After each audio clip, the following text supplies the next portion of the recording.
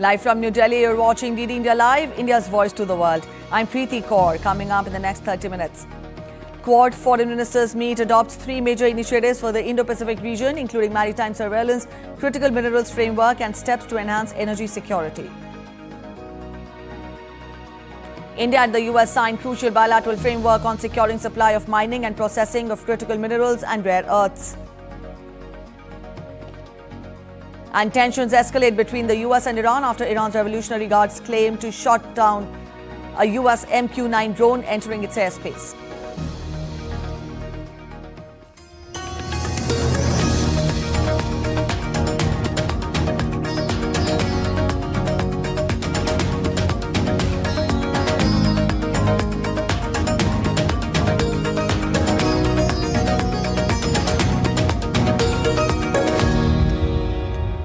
Japanese Foreign Minister Toshimitsu Motegi called on Prime Minister Narendra Modi in New Delhi on Tuesday, with both sides reaffirming the importance of the India-Japan Special Strategic and Global Partnership for peace, stability and prosperity in the Indo-Pacific region and beyond. Australian Foreign Minister Penny Wong also met Prime Minister Narendra Modi in New Delhi. The two leaders reviewed the growing India-Australia Comprehensive Strategic Partnership, focusing on defence, trade, technology and supply chain resilience, while reiterating commitment to a free, open, secure and prosperous Indo-Pacific. Quad foreign ministers meeting was convened at Hyderabad House in New Delhi today. The summit signalled a concerted effort by the quadrilateral partners to fortify regional architecture and reinforce supply chain dependencies across the Indo-Pacific. Our next report gets you the details. Hosted by Indian External Affairs Minister Dr. S. Jaishankar, the meeting brought together US Secretary of State Marco Rubio, Australian Foreign Minister Penny Wong and Japanese Foreign Minister Toshimitsu Motegi. We spent some time on the question of safe and unimpeded maritime commerce and reaffirmed the significance of scrupulously observing international law.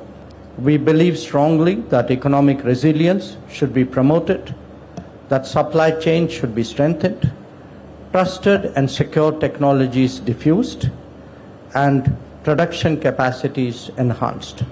Secretary of State Marco Rubio focused on converting the strategic partnership into tangible security and economic frameworks. On the issue of maritime security, there are two big announcements. The first is the launch of the Indo-Pacific Maritime Surveillance Corporation initiative, which is going to leverage each of our country's maritime surveillance capabilities in the Indo-Pacific to enhance information sharing. We'll announce the Quad Critical Minerals Framework, which will guide each of us to leverage economic policy tools and coordinate investment to strengthen critical mineral supply chains. Australian Foreign Minister Penny Wong emphasised that the Quad's primary goal must be providing transparent, reliable choices for infrastructure and development to ensure that regional partners have alternative economic pathways.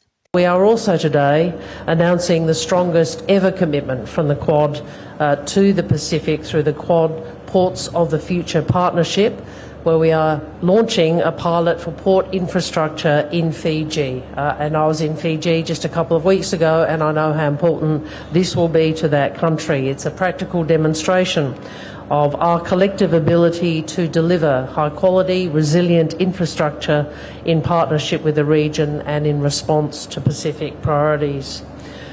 Japanese Foreign Minister Toshimitsu Motegi focused on the long-term institutional value of the grouping, particularly amidst ongoing global conflicts, including volatile trade environments and geopolitical tensions in West Asia. Today's meeting gave us a good opportunity to send an unswerving and unshaken message that the Quad will advance the necessary concrete cooperation for this.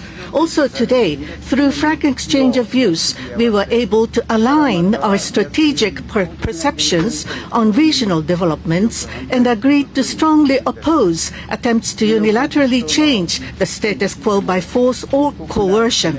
We shared deep concern over the export restrictions of critical minerals and others as well. The high-level meeting resulted in tangible security and economic agreements.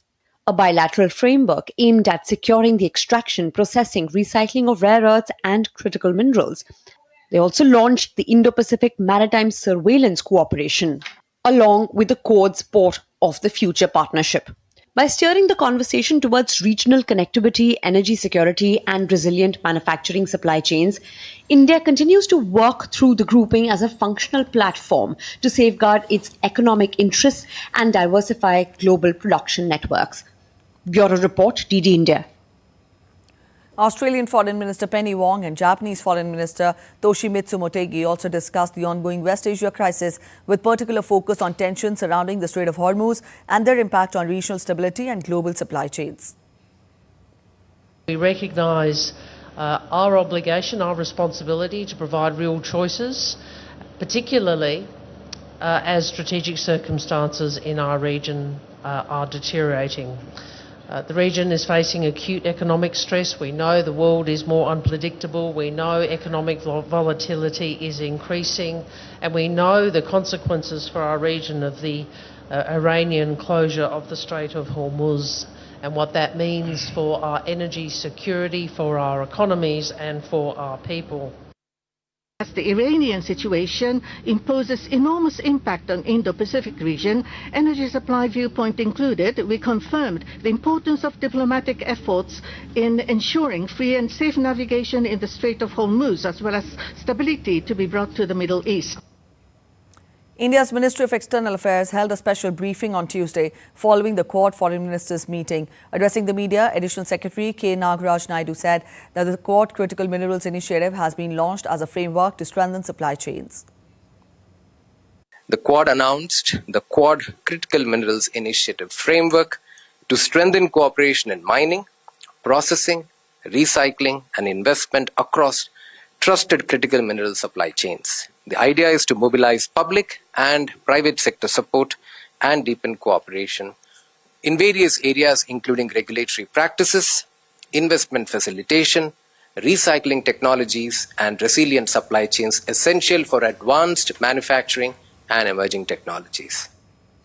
India and the United States on Tuesday signed a bilateral framework aimed at securing the supply, mining and processing of critical minerals and rare earth elements. External Affairs Minister Dr. S. Jaishankar announced the landmark agreement, highlighting its strategic importance in a highly contested global landscape following bilateral discussions and the Quad Foreign Ministers meeting. He called the agreement both timely and essential at a moment of growing global competition over these strategic resources. We are today signing a bilateral India-US framework on securing of supply of mining and processing of critical minerals and rare earths. This is something which we have also discussed today at the Quad meeting, whether we're doing it bilaterally, whether we're doing it as a Quad format, or in fact as a larger gathering of like-minded nations, it is clearly something very timely, something very important, something very critical. U.S. Secretary of State Marco Rubio highlighted the importance of India for the United States and said that the signing of the agreement is a tangible example of this. The groundwork was laid for this on the 4th of February when we launched the forum and that you joined us at the Critical Minerals Forum that we hosted in Washington, D.C. It gained momentum later that month when India signed on to Pact Silla. And now today, because we both have a strategic and shared interest in the fact that vibrant innovation economies such as ours cannot afford to leave the foundational materials of these industries vulnerable to single source monopolies that could deny us these things, not just in a time of conflict, but as a leverage point in contrary to our sovereign national interests. So it's a pleasure to be here today, and I'm glad we were able to sign this because in addition to being an important document and an important agreement, I think it brings a tangible example of the strategic partnership between the United States and India. Let's get to updates from West Asia now. The U.S. military earlier said that it has launched new strikes on southern Iran, targeting Iranian missile sites and also boats attempting to place mines. U.S. Central Command said in a statement that the strikes were taken in self-defense and were designed to protect troops from threats posed by Iranian forces.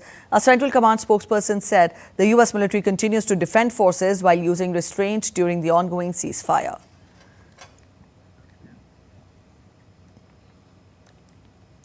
Iran's Islamic Revolutionary Guard Corps said on Tuesday that it shot down a US MQ-9 drone after it entered Iranian airspace. As per Iranian media, IRGC also claimed it repelled additional US aircraft and warned it would respond to any further violations of its territory or ceasefire terms. This comes as US Secretary of State Marco Rubio said on Tuesday that negotiating a deal with Iran could take a few days, dimming hopes for an imminent threat to the conflict. Iran's Foreign Ministry spokesperson said on Monday that conclusions had been reached on many topics discussed in a potential 14-point memorandum of understanding, but this did not mean a deal to end the war. Iranian Supreme Leader Ayatollah Mojtaba Khamenei said on Tuesday that Gulf powers will no longer be a shield for United States bases and the US will no longer have a safe haven in the region as Tehran and Washington discuss a framework to end the war. As per media reports, he has invited all Islamic countries for friendship and cooperation against the US. You're watching DD India Live. We're heading for a short break, but after the break, heat waves grip parts of Europe, Italy and Sweden among those affected. Sri Lanka's central bank raises policy rate by an outsized 100 basis points.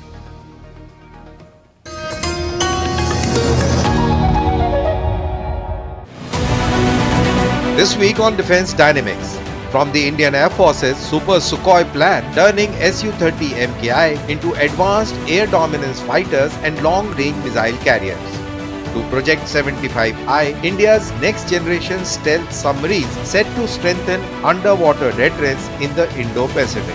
And in the Russia-Ukraine conflict, Russia's latest Oreshnik hypersonic missile strikes highlighting the future of missile warfare. Catch the full analysis this Wednesday at 8 p.m. IST only on DD India.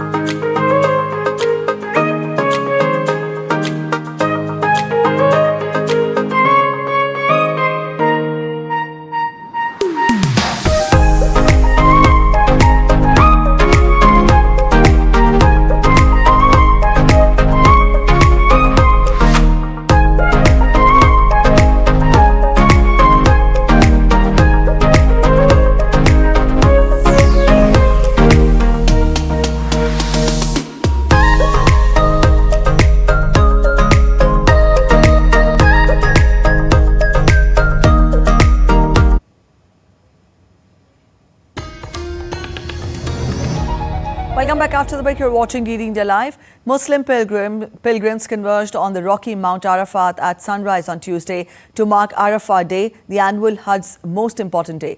Drone footage showed thousands of pilgrims making their way up and gathering around the pillar on the top of the hill as the sun rose in the background. Overseeing the plain of Arafat, Mount Arafat is where Prophet Muhammad is believed to have held his last sermon. The Indian ambassador to Saudi Arabia, Suhail Ajaz Khan, described the significance of the Arafat Day, calling it the most important day of the core Hajj. The Indian Hajj mission has been coordinating accommodation, transport, baggage handling and medical services in close cooperation with Saudi authorities. The fifth pillar of Islam, the Hajj, begins in the 12th month of the Islamic year. Today is the day of Arafat. It is the most important day of the core Hajj, where the entire pilgrims move from the tent city of Mina to Arafat and spend the day here in Arafat in prayers before they move to their next destination of Muzdalifah after the sunset. All Indian pilgrims have moved from Mina to Arafat in a timely manner, in a very, very comfortable manner. And they are all now accommodated in their tents in Arafat. We had moved pilgrims both by the buses and the trains. Almost 50% of our pilgrims use the trains and the rest of them use the buses to move. And everyone is now in Arafat and dedicating themselves to the prayer. Senegal's ousted Prime Minister Ousmane Sonko was elected Speaker of the country's National Assembly on Tuesday in a vote boycotted by the opposition. Sonko, the leader of the ruling PASTEF party, secured 132 votes in Senegal's parliament and was the sole candidate for the post. His election came after former Speaker El Malik Andaya resigned, paving the way for Sonko's return to the legislature. Opposition leaders described the move as an institutional coup and questioned the legality of his reinstatement. President Bassirou Diomaye Faye has dismissed Sonko as Prime Minister last week before appointing economist Amadou Al-Amino Mohamed Lo to the role. 4 people, including 2 teenagers, were killed in Belgium on Tuesday when a train crashed into a school bus on a level crossing near the town of Buggenhout. Local media reported that the victims also included the bus driver and an adult accompanying the passengers, including 2 other people severely injured. As per local authorities, the accident occurred early on Tuesday. It further added that the surveillance camera showed the crossing security barriers had come down. Belgium, where a dense railway network crisscrosses towns and villages, has a history of accidents at level crossings. Meanwhile, EU chief Ursula von der Leyen said on X that she was heartbroken by a crash between a train and a school minibus in Belgium, adding that Europe grieves with Belgium. A deadly Ebola outbreak in the Democratic Republic of Congo has caused 220 suspected deaths, with the WHO warning that the epidemic is spreading faster than the response efforts. WHO Director General will travel to the Democratic Republic of Congo on Tuesday. While international health agencies are monitoring the situation closely, India has increased surveillance despite reporting no Ebola cases so far. A report ahead. A deadly Ebola outbreak in the Democratic Republic of Congo is causing growing concern around the world. The outbreak has caused 220 suspected deaths as health officials struggle to catch up with the pace of spread of the epidemic. WHO Director General Tedros Adhanom Ghebreyesus warned that the Ebola outbreak is spreading faster than response efforts, with delayed detection making it difficult for health teams to contain the epidemic. In the Kigonze displaced camp in Bunia, officials moved through rows of shelters with a megaphone urging residents to wash their hands with soap or ash as fears grow over the spread of Ebola. The Ebola resurgence in Democratic Republic of the Congo has increased demand for locally made hand washing stations in the city of Bukavu. Local workshops are producing metal-framed stations with taps and wash basins for use in public places to help prevent the spread of the disease. Amid rising cases and attacks on response facilities, health workers in Congo are carrying out safe Ebola burials in the town of Mongwalu, while shortages of resources continue to hinder containment efforts. The outbreak has led to 101 cases and 10 deaths, with additional infections reported in Uganda. The WHO has classified the national risk as very high and urged neighboring countries to strengthen response efforts as no approved vaccines or therapeutics exist for this Ebola strain. International health agencies, including the Centers for Disease Control and Prevention, are closely monitoring the Ebola outbreak, while India has strengthened surveillance and preparedness measures as a precaution. No Ebola cases have been reported in the country so far. Ebola is a severe viral hemorrhagic fever caused by the Bundibugyo strain of the Ebola virus and spreads through direct contact with infected bodily fluids. Health authorities stress that early detection and coordinated response efforts are crucial to preventing further transmission. Bureau Report, DD India. Over this past weekend, Pope Leo published his first encyclica titled Magnifica Humanitas, or Magnific Mankind, and it is focused on the rise of artificial intelligence. Given the importance of AI in today's world, not only Catholics were watching, but also tech firms around the world. Lars Holter is with Duishwell and joins me from Berlin. Hi, Lars. Tell us, what is the Pope saying about AI in his first encyclica? First and foremost, Pope Leo appealed to AI developers and regulators to slow down and reflect on what they're doing. He urged them to use ethical and spiritual guidelines to make the choice to work not for their own profit or power, but for the betterment of humanity. The Pope calls for robust regulation, and he criticized the concentration of power and data in the hands of a very few people in the private sector as a danger. He says that, quote, a more moral AI is not enough if that morality is determined by a few. The Pope also calls for the protection and retraining for workers whose jobs are threatened by AI and for education to help students think critically about the technology. For his event, by the way, the Pope was flanked by the CEO of AI giant Anthropic, who has in the past himself argued for moral and ethical guidelines to AI. All right, Lars, also, why would tech firms take advice from the church at all?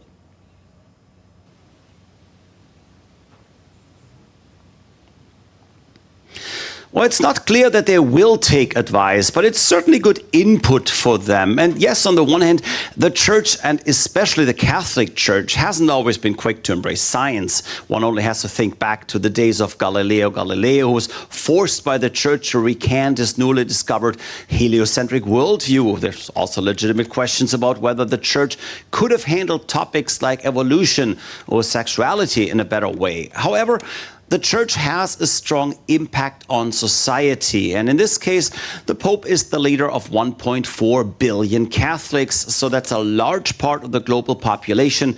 And by addressing such a large group, the church has shaped politics and even the economy before, like in 1891, when Leo XIII wrote about social teachings at the dawn of the industrialization. Many of his thoughts were seen as a precursor to today's social market economy. And in 1991, Pope John Paul II wrote an encyclica that some see as a precursor to liberalism, and he talked of open global markets and economic pluralism. So we have seen in the past that the church can actually shape economic thinking. All right, Lars, thank you for joining in. French President Emmanuel Macron said that Stellantis will invest over 1 billion euros to produce electric vehicles at a plant in eastern France. He urged businesses to accelerate transport electrification as France aims to phase out planet heating oil, gas and coal by 2050. Macron urged electricity sector stakeholders to support a collective mobilization around French energy habits to make the transition to electric vehicles natural and desirable. C'est vous qui portez les solutions. It is you who provide the solution. It is the French people who will choose. And so I believe in this regard that we must trust them, empower them to achieve this collective mobilization around the energy habits and make the transition to electric vehicle in a way natural and desirable, because it is good for purchasing power, it is good for competitiveness, and it is good for the country's independence. 40,000 bornes, dont 60,000 points de charge rapides.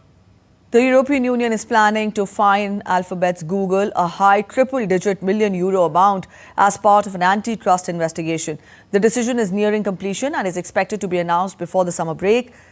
The Germany's Handelsblatt newspaper said, adding it would be the largest penalty the EU has imposed for a breach of its Digital Markets Act, which aims to curb the power of big tech companies. The investigation, which was officially launched in March 2025, relates to concerns that Google favors its own services in search results and seeks to ensure the world's most popular internet search engine complies with local regulation.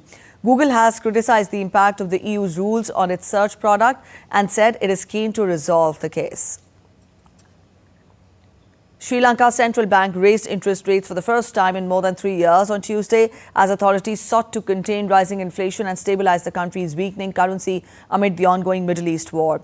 The bank increased its benchmark short-term borrowing rate by 100 basis points to 8.75%, saying the West Asia conflict was putting pressure on domestic prices and financial stability. The conflict has driven up international energy prices, fueling inflation in the import-dependent Sri Lankan economy. A severe heat wave has swept across Europe, with France reporting 7 deaths linked to extreme weather conditions. The country recorded its hottest May day ever, while tourists in Paris struggled with soaring temperatures. Italy is also witnessing intense heat, with tourists braving scorching conditions at famous landmarks in cities such as Rome, Florence and Palermo.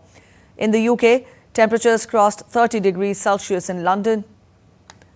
The Meteorological Office said that Britain recorded its hottest May day on Monday, with another record possible on Tuesday.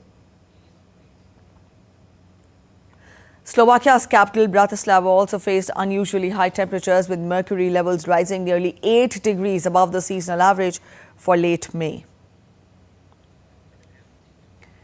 Union Home Minister Amit Shah visited Sanchu border outpost along the India-Pakistan border in Rajasthan's Bikaner district. He reviewed the security arrangements and interacted with BSF personnel deployed at the border. Union Law Minister Arjun Ram Meghwal was also present during the visit. The Home Minister also virtually inaugurated 14 women barracks and interacted with women personnel of the force. Addressing the Prahari conference, the Home Minister said with this four-pronged grid, threats emerging on the border can be countered with full strength. सरहद के उस पार से पैदा होने वाले सारे खतरों पर हमारी नजर तो होनी ही चाहिए, मगर सरहद के उस पार से सरहद के अंदर जिन लोगों का उपयोग कर आंतरिक खतरा होता है, उस पर भी हमारी नजर होनी चाहिए और उसको भी निर्दयता के साथ कानून के तहत कार्यवाही करनी चाहिए. BJP National President Nitin Nabin hosts heads of missions from 12 countries as part of the party's No BJP initiative. The diplomatic outreach initiative is designed to familiarize the international diplomatic community with the party's ideological roots, historical journey and governance models. That's it in this edition of DD India Live, but let us know your thoughts on the news of the day. For those of you on the go, you can get all the latest news and updates from India and across the world on the DD India mobile app. This app is available on both Android and iOS platforms, and you can download the respective QR codes. We'll be back with more news as it breaks here on DD India. I'm Preeti Kaur signing off, and from all of us here in Delhi, thanks for watching DD India Live.